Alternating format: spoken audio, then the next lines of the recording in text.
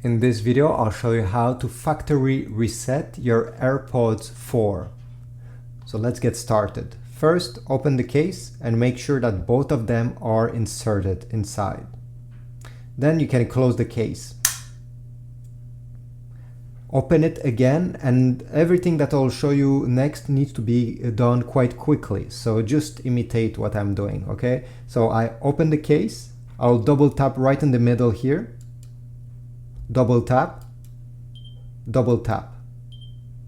And the light over here will turn to red. This is normal. You just have to wait until it turns back to flashing white, and this means that the AirPods 4 has successfully been factory resetted.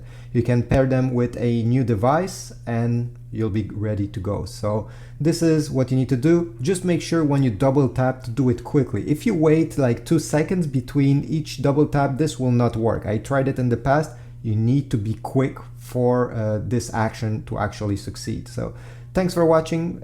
Leave a comment down below, subscribe, like, and I'll see you in the next video.